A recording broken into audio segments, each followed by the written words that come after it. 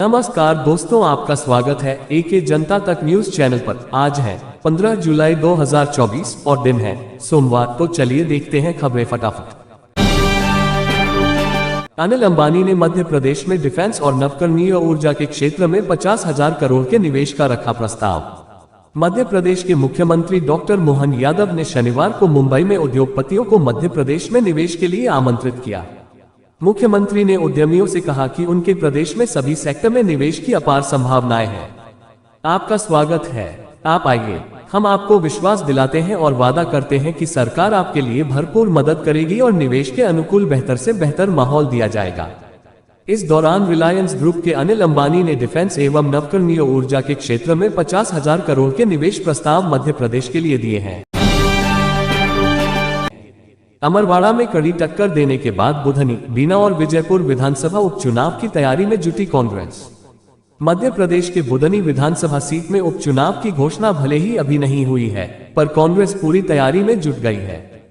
तीनों सीट के लिए प्रभारी नियुक्त करने के बाद कार्यकर्ताओं के साथ बैठकें की जा रही हैं, जिसमें स्थानीय कार्यकर्ताओं से बातचीत कर उनकी राय ली जा रही है। इस दौरान संभावित प्रत्याशियों के नामों पर भी चर्चा की जा रही है। साथ ही ऐसी कमजोरियों को चिन्हित किया जा रहा है जो जीत में बाधा बन सकती हैं। विजयपुर सीट से कांग्रेस की टिकट पर जीते राम निवास रावत के भाजपा में जाने बाद ये सीट रिक्त हुई है। केंद्रीय मंत्री अमित शाह बोले, इंदौर अब ग्रीन सिटी के नाम से जाना जाएगा। स्वच्छता का रिकॉर्ड बनाने वाला इंदौर आज हरियाली का विश्व रिकॉर्ड बनाने के लिए सुबह 6 बजे से जुटा हुआ है। केंद्रीय गृह मंत्री अमित शाह भी इस अभियान में शामिल होने इंदौर पहुंचे। पितरेश्वर हनुमान के दर्शन करने के बाद उन्होंने मां के नाम पर एक पेड़ लगाया। शाह ने रेवती रेंज में कार्यक्रम को संबोधित करते हुए कि अब इंदौर देश में ग्रीन सिटी के नाम से जाना जाएगा। अब ऑनलाइन बुक कर सकेंगे इंदौर जू का टिकट, लंबी लाइन से मिलेगी राहत। इंदौर के कमला नेहरू प्राणी संग्रहालय में दर्शकों के लिए अब एक ऑटोमेटिक वेंडिंग मशीन लगाई गई है, जिससे वे बिना लंबी कतार में लगे प्रवेश ले सकते हैं। इस सुविधा से छुट्टियों और त्योहारों में भीड़ से छुटकारा मिलेगा। आप स्मार्ट मोबाइल का उपयोग करके भी टिकट बुक सकेंगे। राशन कार्ड से हर माह लेते हैं फ्री अनाज, तो तत्काल सुधार ले ये गलती, सरकार बड़ा आदेश। मध्य प्रदेश में सार्वजनिक वितरण प्रणाली के तहत प्रधानमंत्री गरीब कल्याण अन्न योजना में 5 करोड़ से अधिक उपभोक्ताओं को निःशुल्क खाद्यान्न दिया जा रहा है। इस सुविधा का लाभ अपात्र न उठा ले। अब इसके लिए स्मार्ट पीडीएस व्यवस्था लागू होगी। इसमें केंद्र सरकार के सॉफ्टवेयर में प्रदेश के उपभोक्ताओं का डाटा लिंक किया जाएगा, ताकि इससे उन उपभोक्ताओं के बारे में पता चल जाए जिनके नाम 2 जगह पर दर्ज हैं। इसके साथ ही खाद्यान्न ले जाने वाले वाहनों की निगरानी के लिए कमांड एंड कंट्रोल सेंटर भी बनाया जाएगा। शिप्रा नदी में मिल रहा देवास के उद्योगों से निकल रहा रसायनयुक्त जहरीला पानी। नदियों की पूजा करने वाले बेटे अब नदियों को लेकर ही निष्ठुर हो गए हैं।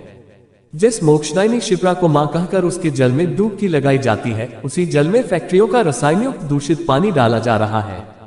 मां मजबूर है और इंसान के इस विषैले जहर को ढो रही है। देश की आजादी में योगदान देने वाले आदिवासी अब बनेंगे राष्ट्र के प्रहरी, मिलेगा रोजगार। मध्य प्रदेश में गठित होगी बटालियन।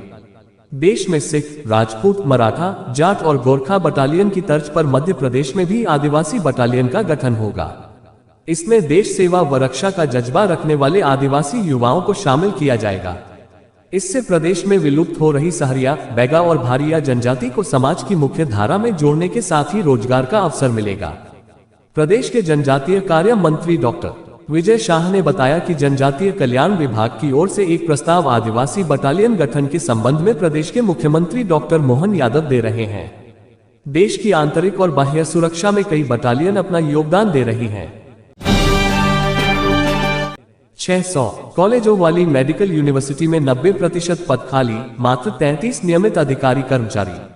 मध्य प्रदेश के 600 कॉलेजों की निगरानी व परीक्षा का भार उठाने वाले मध्य प्रदेश आयुर्विज्ञान विश्वविद्यालय में मात्र 33 नियमित अधिकारी और कर्मचारी हैं। इनमें भी अधिकारियों की पूरी टीम प्रतिनियुक्ति पर है। वर्ष 2011 में स्थापित विश्वविद्यालय को लगभग 10 वर्ष बाद इस साल 8 नियमित कर्मचारी मिले हैं। फिर भी अभी लगभग 90% पद रिक्त हैं। उज्जैन में भारतीय खाद्य प्रसंस्करण प्रौद्योगिकी संस्थान खोलने की तैयारी। विक्रम विश्वविद्यालय उज्जैन में भारतीय खाद्य प्रसंस्करण प्रौद्योगिकी संस्थान खोलने का प्रस्ताव बना रहा है। खाद्य प्रसंस्करण में अनुसंधान और शिक्षा को बढ़ावा देने के लिए ये संस्थान अभी देश के तमिलनाडु राज्य के तंजावुर में स्थित है। उज्जैन में संस्थान खुलता है तो निश्चित तौर पर यह उज्जैन ही नहीं वरन पूरे मध्य प्रदेश के लिए बड़ी सौगात होगी। प्रस्ताव स्वीकृत हुआ तो उज्जैन को 550 करोड़ रुपए मिलेंगे। मां और शिशु के स्वास्थ्य की कुंडली तैयार करने में मध्य प्रदेश के छोटे शहर आगे, जानिए क्या है इसका उद्देश्य। गर्भवती महिलाओं व नवजात शिशुओं की स्वास्थ्य कुंडली तैयार करने में भोपाल, इंदौर और जबलपुर जैसे बड़े शहर पीछे रह गए हैं। झाबुआ जिला पहले स्थान पर है, अलीराजपुर दूसरे, रीवा तीसरे, रायसेन चौथे, भिंड पांचवें, धार छठे और भोपाल 7वें नंबर पर है। ग्वालियर 11वें पायदान पर है। अनमोल ऐप पर दर्ज आंकड़ों के अनुसार प्रदेश स्तर पर ग्वालियर जिले के पिछले साल के मुकाबले इस साल के नतीजे खराब हैं। 9वीं कक्षा में गणित में 2 विकल्प बेसिक व स्टैंडर्ड सैद्धांतिक प्रश्न पत्र 75 व प्रोजेक्ट 25 अंकों का होगा। मध्य प्रदेश बोर्ड में इस सत्र से 9वीं में गणित के 2 विकल्प बेसिक व स्टैंडर्ड के मिलेंगे। वहीं अगले सत्र से इस व्यवस्था को 10वीं में गणित विषय में शुरू किया जाएगा। 9वीं में गणित में दोनों प्रश्न पत्र 75 व 25 के होंगे। दोनों प्रश्न पत्रों का कठिनाई का स्तर अलग अलग होगा। इसमें 30 वस्तुनिष्ठ प्रश्न होंगे। इसके अलावा 2 अंक, 3 अंक और 4 अंक के प्रश्न होंगे। ये विद्यार्थी अगले सत्र में 10वीं कक्षा में पहुंचेंगे तो उन्हें बेसिक और स्टैंडर्ड की जानकारी होगी और वे उस पैटर्न से भलीभांति परिचित होंगे। यही व्यवस्था 10वीं कक्षा में भी लागू होगी। भारत सरकार की नई पहल, अब घर बैठे बनेगा आपका जीवन प्रमाण पत्र। भारत सरकार ने पेंशनधारियों की सुविधा के लिए जीवन प्रमाण पत्र की एक नई पहल शुरू की है। दरअसल प्रधानमंत्री नरेंद्र मोदी ने 10 नवंबर 2014 को इसे लॉन्च किया था। बता दें कि इस पहल का मुख्य उद्देश्य सेवानिवृत्त कर्मचारियों को उनकी पेंशन प्राप्त करने की प्रक्रिया को सरल और सुविधाजनक बनाना है।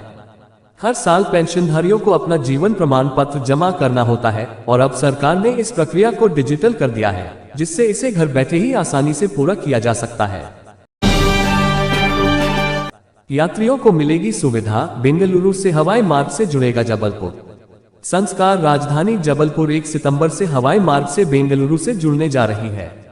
इंडिगो द्वारा 1 सितंबर से इस रूट पर विमान सेवाएं शुरू की जा रही हैं। इसका शेड्यूल भी जारी कर दिया गया। यह विमान सप्ताह में 4 दिन जबलपुर बेंगलुरु के बीच उड़ान भरेगा। शेड्यूल जारी होते ही इसका फेयर न्यूनतम 5,500 रुपये जारी किया गया है। इस विमान के शुरू होने से एक बार फिर जबलपुर सीधे दक्षिण से जुड़ पाएगा। भोपाल में एक भी एयरलाइंस का बेस स्टेशन नहीं, एयर इंडिया एक्सप्रेस से हो सकती है शुरुआत। भोपाल एयरपोर्ट से यात्रियों की संख्या तो बढ़ रही है, लेकिन यात्रियों को उड़ानें लेट होने की समस्या से मुक्ति नहीं मिल पा रही है, क्योंकि यहां पर एक भी एयरलाइंस का बेस स्टेशन नहीं है। पहले जिन कंपनियों ने बेस स्टेशन खोले वे बंद हो चुके हैं। अब एयरपोर्ट अथॉरिटी नए सिरे से बेस स्टेशन खुलवाने का प्रयास कर रही है। एयर इंडिया की सहयोगी कंपनी एयर इंडिया एक्सप्रेस इसकी शुरुआत कर सकती है। विधायकों ने नल जल योजना और खराब सड़कों पर अफसरों को आड़े हाथों लिया।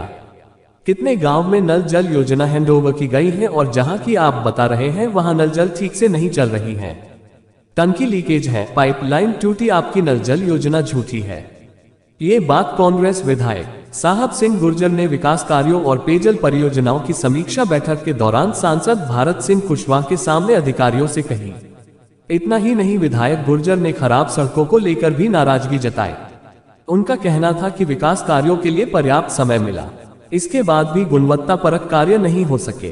कांग्रेस विधायक सतीश सिकरवार ने कहा कि विकास कार्य हवा में चल रहे हैं। शारीरिक प्रवीणता परीक्षा 2 से 12 अगस्त तक, आधे अभ्यर्थी ग्वालियर, भिंड व मुरैना के हैं। भारतीय सेना में अग्निवीर भर्ती के लिए 2 अगस्त से 12 अगस्त के बीच शारीरिक प्रवीणता परीक्षा ग्वालियर के दिव्यांग खेल स्टेडियम में होने जा रही है।